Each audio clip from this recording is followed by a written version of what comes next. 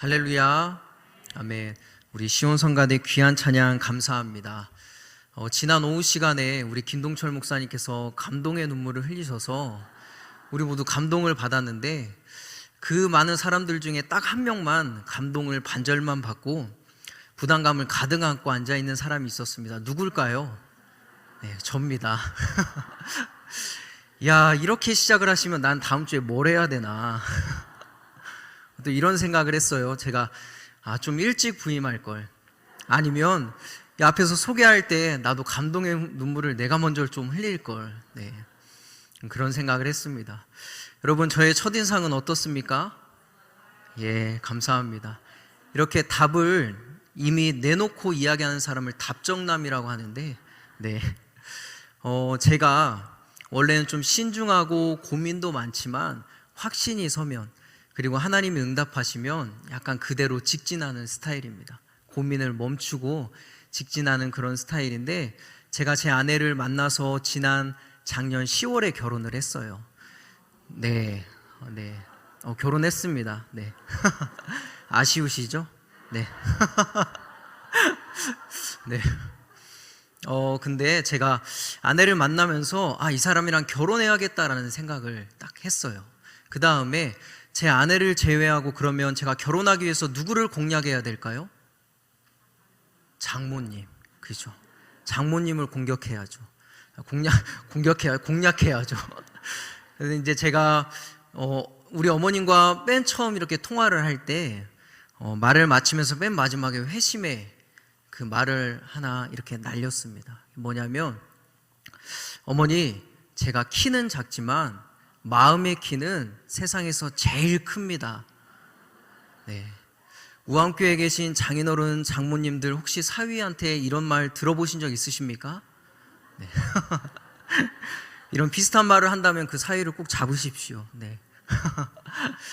네, 제가 사랑에 눈이 멀어서 사랑을 쟁취하기 위해서 그런 말을 했지만 사실은 작고 연약한 사람입니다. 그런데 제가 이 자리에 서서 여러분들에게 하나님의 말씀을 나눌 수 있는 것은 분명 하나님의 은혜입니다.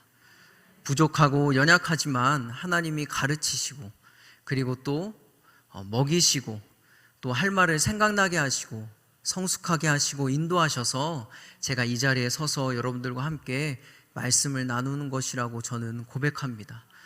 여러분, 하나님의 성품 중에 불변성이라는 것이 있습니다. 이것은 변하지 않는 성질을 이야기합니다. 무슨 말입니까? 인간을 향한 하나님의 사랑이 변하지 않고 늘 신실하다라는 것이죠. 여러분, 이것을 동의하고 고백하십니까? 아멘. 내가 잘나서가 아니라, 내 능력이 뛰어나서가 아니라 불변하신 하나님의 그 성품 때문에 우리가 이 자리에 앉아서 함께 말씀을 나누고 하나님의 일을 하는 것인 줄 믿습니다. 우리가 함께 나눌 사사기의 말씀은 여러분, 사사들의 영웅담이 아닙니다. 그럼 무슨 책일까요? 끊임없이 하나님 앞에 죄악을 저지르고, 그리고 사사로서는 쓰임받기에는 그렇게 자격 미달인 이들을 불변하신 하나님이 이들을 품고 끝까지 함께 하시고 돌아보시고, 그리고 구원하시는 하나님의 구원의 역사가 담겨져 있는 하나님의 이야기가 바로 오늘 사사기의 말씀입니다. 다시 말해서 기드온이 주인공이 아니라 그 기드온을 품고 이스라엘을 품고 구원의 역사를 일으키시는 그 하나님의 이야기, 하나님의 주인공이 되는 그 이야기가 오늘 우리가 함께 나누는 사사기의 말씀이다라는 것이죠. 여러분, 우리는 기드온을 잘 알고 있습니다. 그런데 11절의 말씀을 보니까 기드온이 숨어서 밀을 타작하고 있다라고 이야기하죠. 여러분, 왜 숨어서 굳이 밀을 타작하고 있습니까? 왜 그렇게 해야 될까요? 6장 1절은 이렇게 이야기합니다. 이스라엘 자손이 또 여호와의 목전에 악을 행하였으므로 여호와께서 7년 동안 그들을 미디안의 손에 넘겨주시니. 왜 지금 숨어서 밀을 타작하냐면, 하나님께서 이스라엘 백성들의 악을 보시고 그들을 미디안의 손에 맡기셨기 때문입니다. 그러니까 미디안이 이스라엘을 지배하면서 약탈하고, 그리고 빼앗고 죽이고 탄압하고 억압하였다라는 것이죠. 성경은 그 기간을 7년이라고 이야기하지만, 그래서 여러분, 사실 비교적 다른 나라의 지배를 받았던 시간보다 비교적 짧은 시간이지만 가장 가혹한 시간이었습니다. 예를 들어 이런 것이죠. 이스라엘 백성들이 언제 미디안 사람들이 쳐들어올지 모르니까 늘 피할 곳을 마련해 놓고 있었어야 됐습니다. 은신처를 두고 있어야 했다는 것이죠. 동굴이 될 수도 있고 산성이 될 수도 있고, 또는 이스라엘 백성들이 농사를 지으려고 준비를 하면 그곳에 진을 쳐서 계획적으로 이스라엘이 얻은 그 열매들을 빼앗고 강탈하는 것입니다. 그렇게 얻은 소출, 양, 나귀 등을 계획적으로 빼앗는 것이죠. 이들의 목적은 복잡하지 않습니다. 단순한 거죠. 이스라엘의 생명을 끊어놓는 것입니다. 그래서 그렇게 교활하고 강팍하게 있는 것을 다 빼앗고 그렇게 이스라엘 백성들을 힘들게 하는 것이죠. 정신적으로도 삶으로도 너무나 고된 삶이었다라는 것입니다. 그래서 기드온은 숨어서 밀을 타작할 수밖에 없었던 것이죠. 그런데 여러분, 인상적인 것은 이 정도가 되었으면, 이스라엘 백성들이 힘들다고 하나님 앞에 부르짖고 하면 하나님이 어느 때와 다름없이 사사를 보내셔 이스라엘 백성들을 구원해 주셔야 되는데 그렇게 하지 않으신다라는 거예요. 그들의 말에 아무 응답을 하지 않으신다는 거죠. 그러면서 책망함을 말씀하시기를, 너희들이 이렇게 된 것은 너희들이 내 목소리를 청종하지 않았기 때문이다 라고 하시면서 책망만 하십니다. 여러분, 우리는 이것을 통해서 무엇을 깨달을 수 있습니까? 얼마나 이스라엘 백성들이 하나님 앞에 큰 죄악을 저질렀는지를 알 수 있다라는 것이죠. 그런데 여러분, 하나님은 어떤 분이라고 우리가 나누었습니까? 불변하신 하나님. 하나님께서는 이스라엘 백성들의 이 모습을 바라보시면서 신실하신 하나님은 다시 한번 사사를 세워서 이스라엘 백성들을 구원하기로 작정하십니다. 그리고 누구를 부르십니까? 기드온을 부르는 것이죠. 우리 12절의 말씀 함께 읽어보겠습니다. 12절입니다. 여호와의 사자가 기드온에게 나타나 이르시되 큰 용사여 여호와께서 너와 함께 계시도다 하매. 여호와의 사자가 기드온에게 나타나 말씀하시기를 뭐라고 부르고 있습니까? 큰 용사여 라고 이야기하죠. 여러분, 이 말에 여러분들은 동의하십니까? 기드온은 큰 용사입니까? 여러분, 우리가 앞에 살펴보면 네 가지를 통해서 기드온에게 부른 이 호칭이 사실은 적절하지 않다라는 것을 우리는 알 수 있습니다. 왜냐하면 첫 번째, 기드온은 겁이 많은 사람이었습니다. 여러분, 11절의 말씀을 보면 밀을 타작하는데 어디에서 타작합니까? 포도주 틀에서 타작하죠. 연세가 있으신 분들은 잘 아시겠지만 여러분, 곡식을 타작할 때는 넓은 공간이 필요합니다. 그렇죠? 그래서 성경에서도 타작마당이다 라고 이야기하잖아요. 그런데 지금 기드온은 포도주 틀에서 밀을 타작합니다. 여러분, 포도주 틀은, 포도주는 밟아서 즙을 내는 것이기 때문에 공간이 넓을 필요도 없습니다. 그리고 높을 필요도 없는 것이죠. 그러니까 무엇을 이야기하는 거예요? 기드온이 지금 그 좁디 좁은 곳에서 웅크리고 앉아서 밀을 타작하고 있다라는 거예요. 여러분, 과연 기드온이 큰 용사입니까? 또한 여러분, 모름지기 큰 용사라고 하면 미디안 족속 이 사람들에게 고통당하고 있으니까 군대를 일으켜서 싸울 줄 알고 앞에서 앞장서야 될 사람이 큰 용사라고 이야기할 수 있는데, 오늘 말씀을 보면 기드온은 그냥 자기 먹을 것을 위해서 그 숨어서 웅크리고 밀을 타작하고 있다라는 거예요.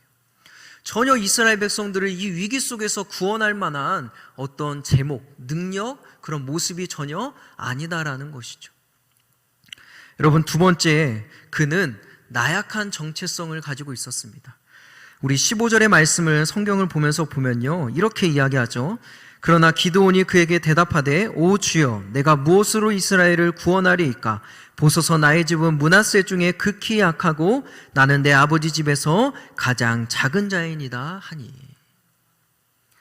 여호와의 사자가 기드온을 불렀을 때 기드온의 대답은 무슨 말이냐면, 나는 극히 약하고 지극히 작은 자입니다 라고 이야기하는 거죠.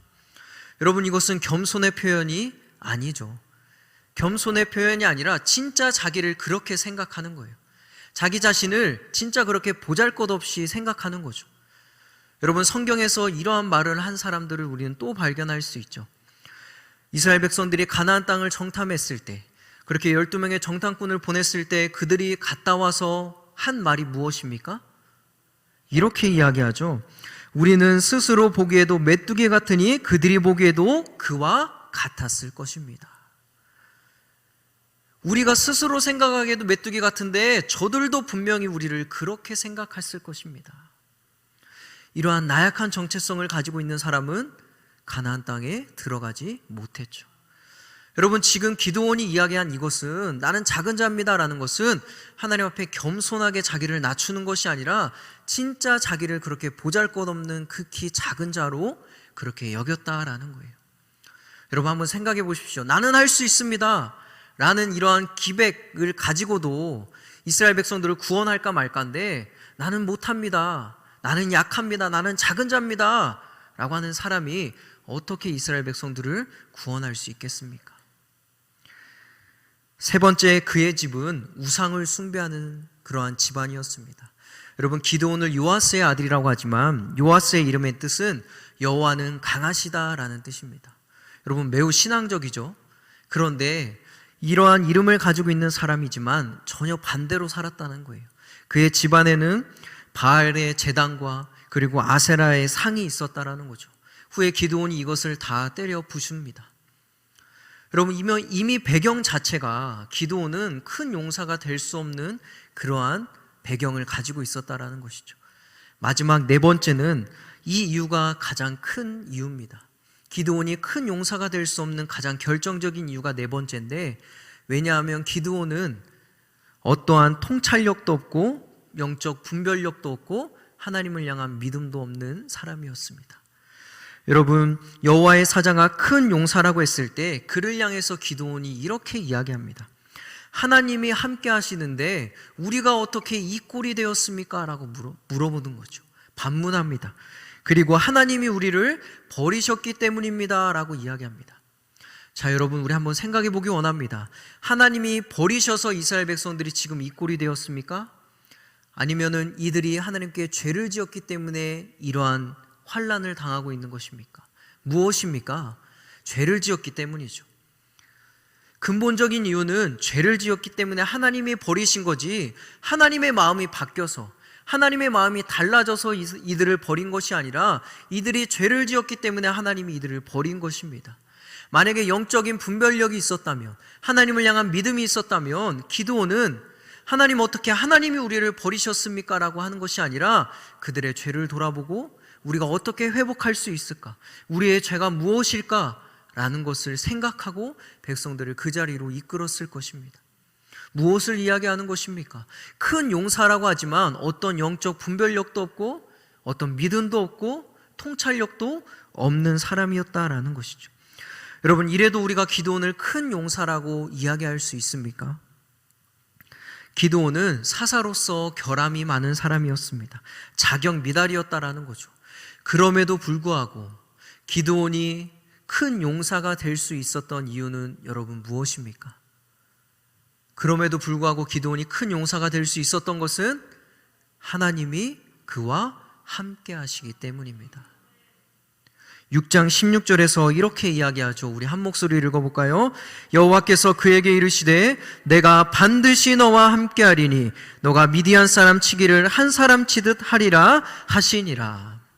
누가 봐도 부족하고 누가 봐도 연약하고 기드온의 그 배경과 가지고 있는 것으로는 큰 용사가 될 수 없지만 기드온이 큰 용사가 되어서 이스라엘을 구원할 수 있는 이유는 오직 한 가지, 하나님이 기드온과 함께 하시기 때문입니다.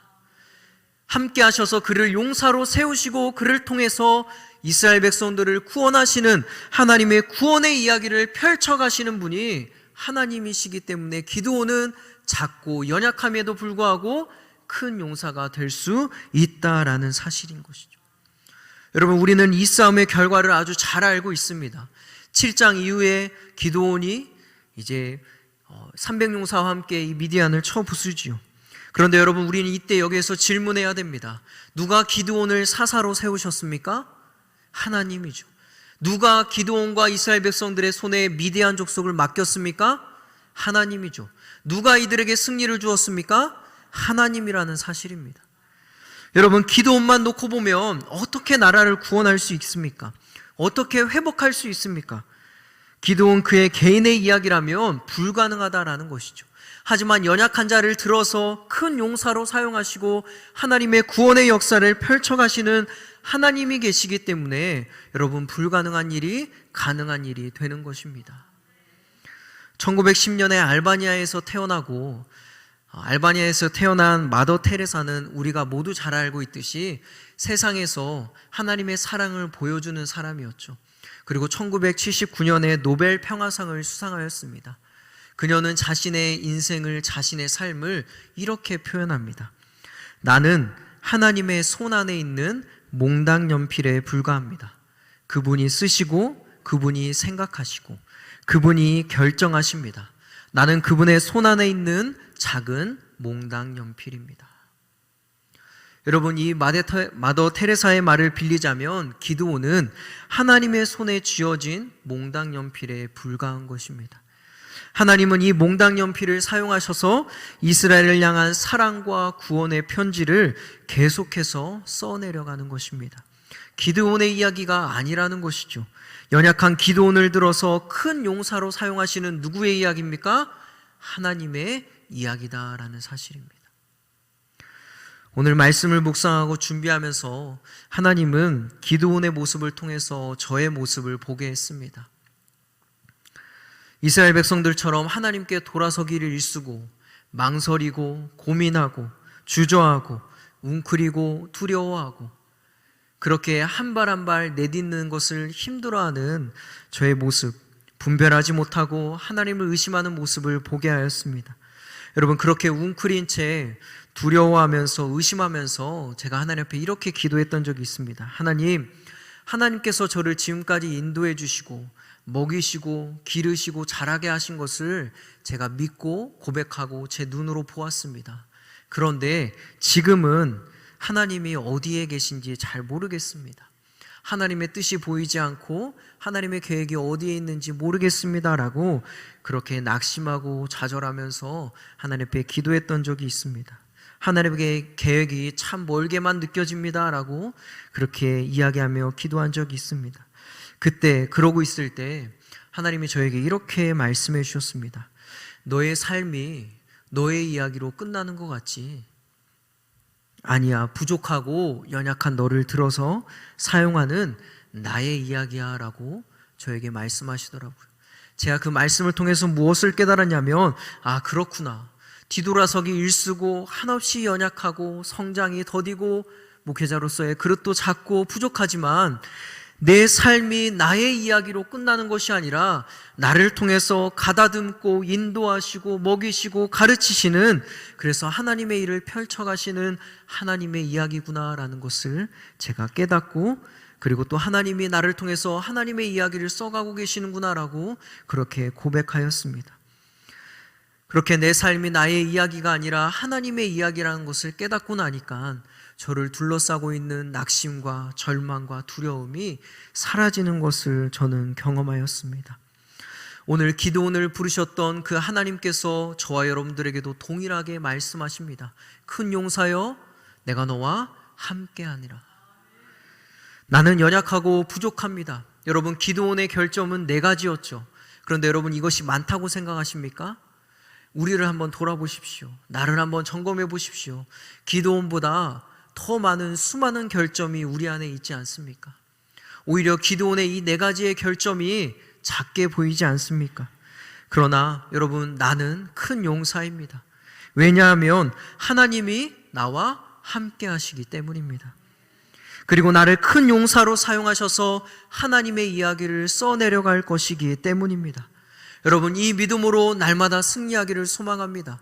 나는 부족하지만 나의 부족함에 매여 있는 것이 아니라, 나의 연약하지만 나의 연약함을 가지고 눈물만 흘리고 있는 것이 아니라, 기드온을 큰 용사라고 부르셨던 하나님, 그 하나님이 나의 하나님이 되시고 나의 연약함을 들어서 나를 통해서 구원의 역사를 써나려 가실 그 하나님을 소망하며 바라보며 나아가는 여러분들의 복된 삶이 되기를 주님의 이름으로 축원합니다. 여러분, 하나님께서 나를 큰 용사라 부르시고 이제 하나님의 일을 해나가겠다라고 말씀하신다면, 그리고 그 말씀을 들었다면 여러분, 우리는 2가지를 준비해야 됩니다. 첫 번째는 무엇이냐면 두려움의 틀을 깨고 나와야 합니다. 하나님께서 기드온에게 큰 용사를 하시고 내가 너와 함께 하겠다 라고 하셨음에도 여러분 여전히 그 포도주 틀에만 있다면 기드온은 절대 하나님의 역사를 써 내려갈 수가 없습니다. 어떻게 해야 됩니까? 포도주 틀에서 나와야 되죠. 이 포도주 틀이 무엇입니까? 여러분 두려움이죠. 미디안 사람들이 나의 것을 빼앗아갈까라는 두려움입니다. 나는 죽을 수도 있다라는 두려움이죠. 여러분 한번 생각해 보십시오. 이미 기드온이 포도주 틀에 들어가 있다는 것은 적어도 한 번은 빼앗겨 본 적이 있거나 아니면 한 번은 다른 사람이 빼앗기는 것을 본 적은 있는 사람일 것입니다. 그렇지 않겠습니까? 내가 직접 경험하든지 간접적으로 경험했든지 경험한 것이 있으니까 포도주 틀에 들어가서 그러고 있는 것이죠. 여러분 만약에 이것을 한 번, 두 번, 세 번 겪었다고 한번 생각해 보십시오. 한 번은 두려움으로 다가왔을 테지만 고난과 역경을 계속 경험하면 계속 만나게 되면 두려움이 패배감으로 바뀌고 패배감이 우울감이 되는 것이죠. 그래서 그 우울감이 그의 인생을 뒤덮는 것입니다. 오늘 이 시간 여러분들을 두렵게 하는 것이 무엇입니까? 우리 교회에 주는 두려움이 무엇입니까? 패배감이 무엇입니까? 여러분들에게 하나님이 부르셨음에도 불구하고 그 발을 떼는데 망설이게 하는 두려움과 패배감이 여러분 무엇입니까? 인생의 정점에도 서보고 나락에도 떨어졌던 다윗은 우리에게 이렇게 고백합니다. 시편의 말씀, 우리가 잘 아는 말씀인데요, 제가 읽어드리겠습니다. 내가 사망의 음침한 골짜기로 다닐지라도 해를 두려워하지 않을 것은 주께서 나와 함께 하심이라. 주의 지팡이와 막대기가 나를 안위하시나이다. 주께서 내 원수의 목전에서 내게 상을 차려주시고 기름을 내 머리에 부으셨으니 내 잔이 넘치나이다. 그런데 여러분 이 다음의 말씀이 정말 기가 막힌 말씀이죠. 우리 한 목소리로 한번 읽어볼까요? 한 목소리 읽겠습니다. 내 평생의 선하심과 인자하심이 반드시 나를 따르리니 내가 여호와의 집에 영원히 살리로다. 할렐루야. 여러분 우리가 두려움에 사로잡혀 있고 패배감과 우울감에 사로잡혀 있는데 그것을 극복하는 것이 있습니다. 극복하는 방법이 있습니다. 그것이 무엇이냐면 불변하신 하나님을 바라보는 것입니다. 여러분 믿으십니까? 신실하신 하나님을 바라보는 것이죠. 두려움에 떨고 있습니다. 내가 이 두려움을 걷어내야지라고 여러분 다짐한다고 해서 이것이 걷어지지 않는다라는 거예요. 그러면 어떻게 해야 됩니까? 그 두려움의 시선을 변하지 않는 하나님의 사랑, 불변하신 하나님의 사랑, 그 신실하신 하나님 앞에 시선을 고정해야 되는 것이죠. 여러분 오늘 다윗이 뭐라고 이야기했습니까? 이 말씀은 다윗이 모든 시간들을 다 경험하고 고백하는 말씀입니다. 다윗은 여러분 왕의 자리에도 앉아봤고 아들에게도 쫓겨다니는 비참한 인생을 살았죠. 그런데 놀라운 것은 다윗이 그 모든 것을 지나고 그 역경과 그 고난과 정말 그 투쟁과 같은 삶을 다 지나고 말하기를 뭐라고 이야기하냐면 내 평생의 선하심과 인자하심이 반드시 나를 따랐고 따를 것입니다 라고 고백하는 것입니다. 다윗은 변하지 않는 하나님의 그 신실한 사랑에 자신의 시선을 고정하고 그렇게 고백했다라는 것이죠. 두려움을 극복하는 방법이 무엇입니까? 여러분 변하지 않는 하나님을 신뢰하고 하나님을 바라보는 것입니다. 우리가 이제 2022년을 다 지나가고 있죠. 여러분 지난 시간들을 한번 돌아보십시오. 우리 모두 다 하나님의 인자하심과 선하심이 나를 돌보고 인도하셨습니다라고 고백하지 않습니까? 이 고백을 기억하고 두려움에서 벗어나서 신실하신 그 하나님을 바라보고 신뢰하며 여러분 큰 용사로서 하나님 앞에 쓰임받는 복된 삶이 되기를 간절히 소망합니다. 두 번째는 여러분 내 지식과 내 경험 그리고 내 생각, 내 주장을 내려놓고 하나님의 말씀에 순종해야 합니다. 여러분 기드온을 좀 살펴보면 참 재밌는 인물입니다. 왜 그러냐면 하나님께서 큰 용사여 내가 너와 함께 할 것이다 라고 했다면 하나님 내가 믿습니다 라고 담대하게 싸워 나가면 되는데 이후로 기드온이 어떠한 모습을 보입니까? 끊임없이 하나님 앞에 묻고 끊임없이 하나님 앞에 표징을 구하죠. 하나님과 밀당을 합니다. 여러분 우리들의 모습 아닙니까? 그런데 결정적으로 우리와 다른 한 가지가 있습니다. 그것은 무엇이냐면 결국 하나님의 말씀대로 순종한다라는 것이죠. 여러분, 하나님께서 그 300용사를 뽑을 때 구분하는 것을 말씀하시죠. 물 먹는 것을 통해서 구분하라 합니다. 여러분, 상식적으로 물 먹는 것을 통해서 300명의 용사를 구분한다는 것이 말이 되는 것입니까? 기드온이 하나님, 아니 싸움을 잘하는 순서대로 300명을 뽑아도 이길까 말까인데 어떻게 그렇게 합니까? 라고 따지지 않죠. 하나님이 그렇게 하라니까 그렇게 해서 구분한다라는 거예요. 여기에 우리와 기드온의 차이가 있다라는 것입니다. 사랑하는 성도님들, 하나님께 묻고 확인하는 것이 믿음이 없는 것이 아닙니다. 진짜 믿음이 없는 것은 하나님이 말씀하셨음에도 그 말씀에 순종하지 않는 것이죠. 진짜 믿음이 없는 것은 하나님의 마음에, 하나님의 그 말씀에 귀를 기울이지 않는 것입니다. 내 경험, 내 생각, 내 열정까지도 여러분 내려놓으십시오. 그리고 잠잠히 하나님의 마음을 구하고 하나님의 마음을 헤아리는 우리 모두가 되기를 원합니다.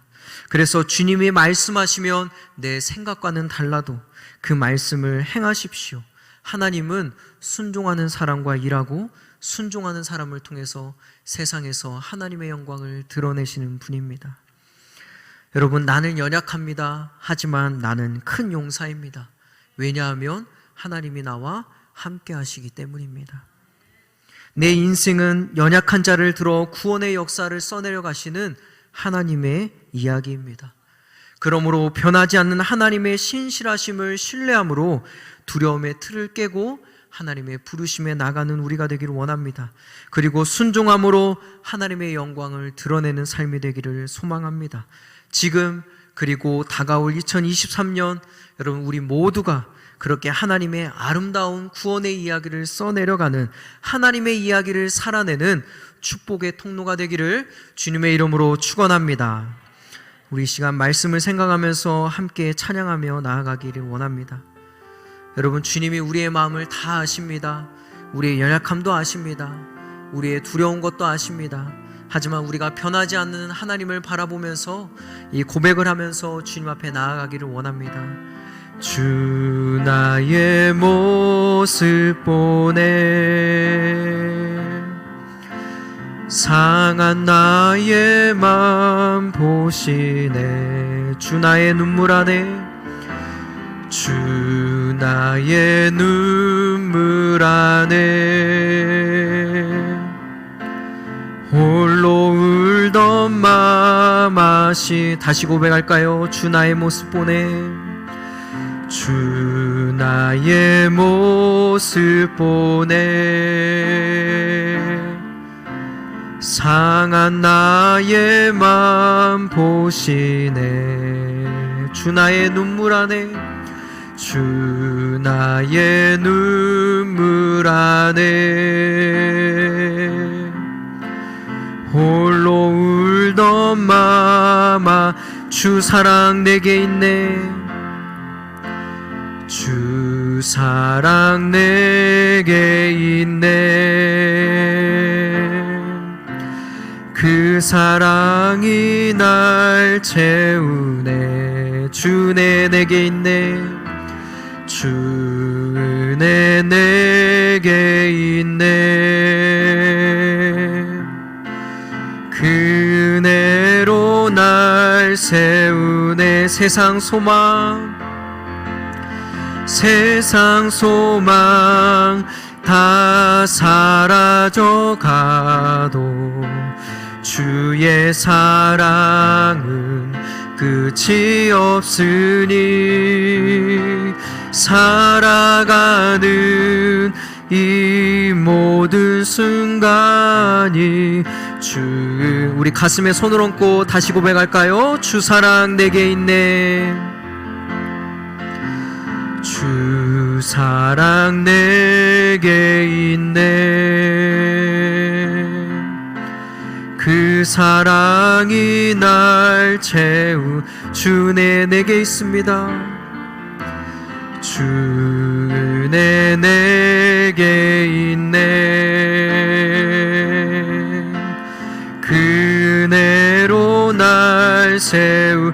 세상 소망 다 사라져가도 세상 소망 다 사라져 가도 주의 사랑은 끝이 없으니 살아가는 이 모든 순간이 주 은혜. 우리 다시 한번 믿음으로 고백합시다. 세상 소망 다 사라져가도 세상 소망 다 사라져가도 주의 사랑 끝이 없으니 살아가는 이 모든 순간이